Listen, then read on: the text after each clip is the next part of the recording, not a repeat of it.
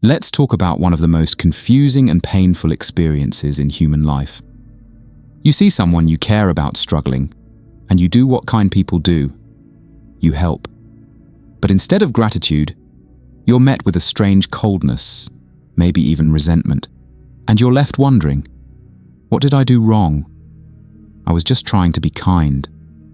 Before we go any further, let's be absolutely clear about one thing. If this has happened to you, it is not your fault.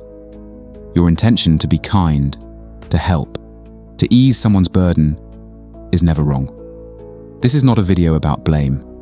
It's about wisdom. Think of it like being a gardener.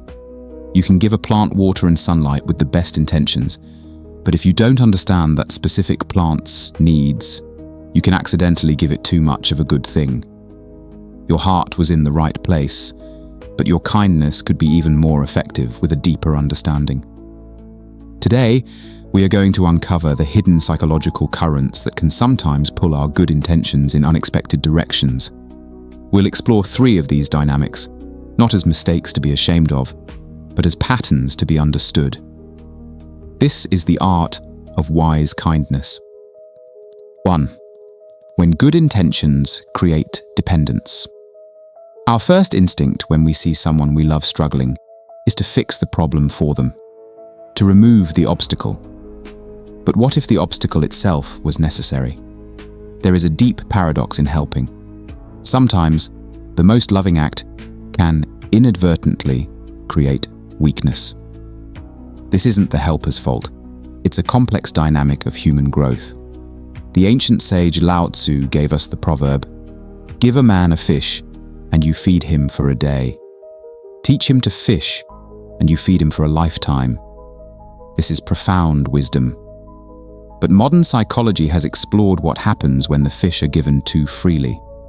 A state called learned helplessness can set in, where a person becomes so accustomed to being saved that they lose the belief in their own ability to save themselves. The help, meant to be a life raft, unintentionally becomes a gilded cage. Let's imagine a father, Robert, whose son, Kevin, is a talented aspiring filmmaker in Los Angeles. Robert had to fight for everything and vowed his son wouldn't have to. He pays Kevin's rent so he can focus on his scripts. He calls his contacts in the industry to get Kevin meetings, bypassing the usual struggle of networking. He co-signs for a new car so Kevin can get to auditions without trouble. Robert's intentions are pure love. He is trying to clear the path. But Kevin is in his late 20s and feels a quiet, constant anxiety. He feels like a fraud. Every small success doesn't feel like his own. The meetings feel like handouts.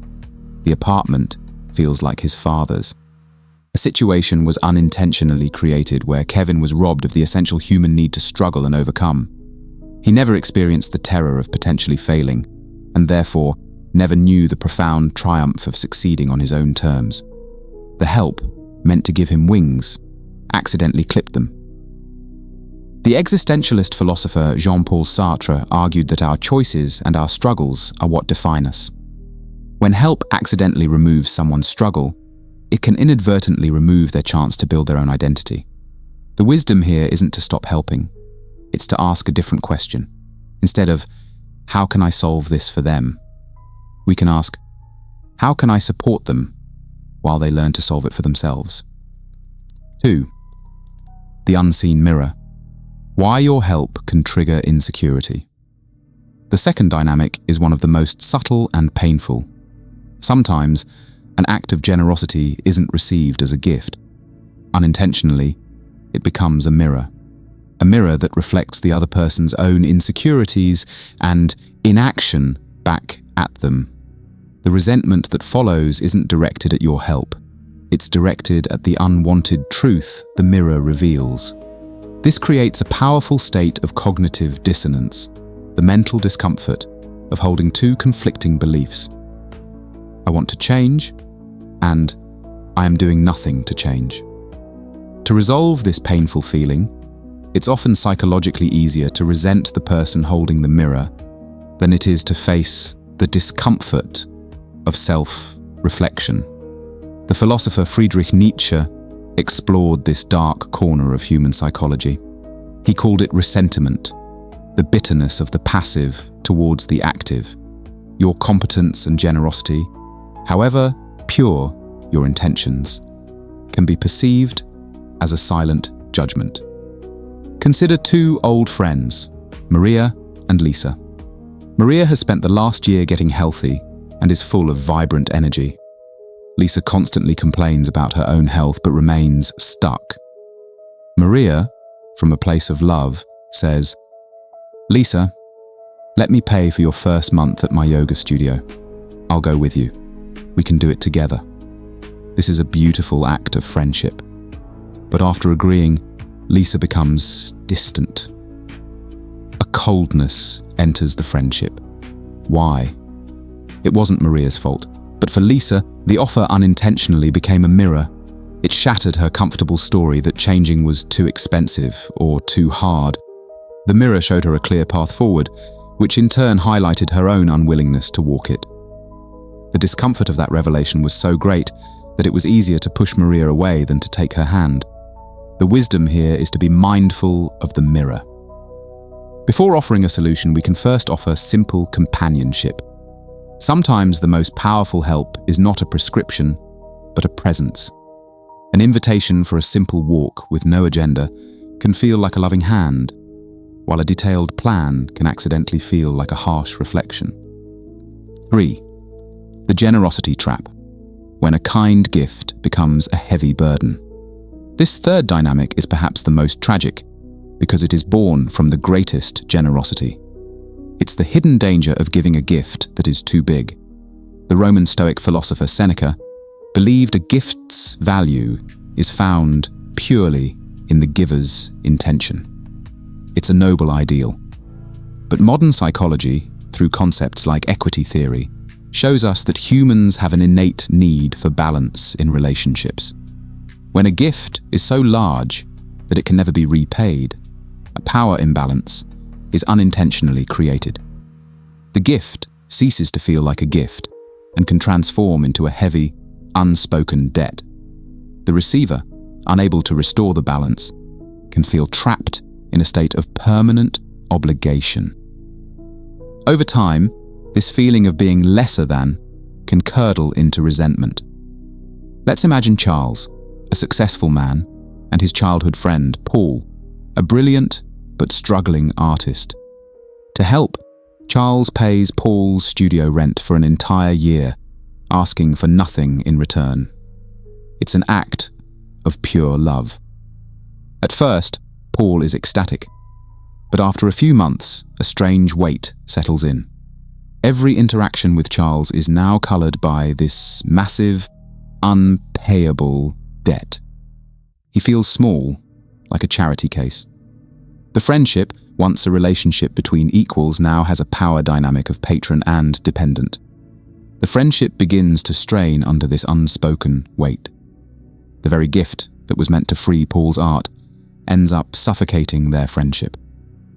The wisdom here is not to be less generous, but to be more mindful of relational balance. Does our generosity empower, or does it unintentionally create a power dynamic that cannot be sustained? A small, timely gift that helps someone take the next step on their own is often far more powerful than a grand gesture that solves the whole problem for them. So, what is the answer? The solution is not to become cynical. It is not to stop giving. It is to add wisdom to our already existing kindness. It's about shifting our goal from fixing someone's problem to empowering them on their own journey. This art of wise compassion can be guided by 3 simple principles. First, empower, don't enable. Instead of giving the fish every day, offer to share your fishing pole. Focus on providing tools and support that build their strength, rather than providing solutions that may create weakness. Second, invite, don't prescribe. Instead of presenting a perfect, detailed plan that might feel like a mirror, offer a simple invitation. Want to go for a walk? can be more powerful than, "Here's a 12-step fitness plan I made for you." Create an opening. Don't force a path. Third, offer a hand up, not a handout. Be mindful of the weight of your gifts.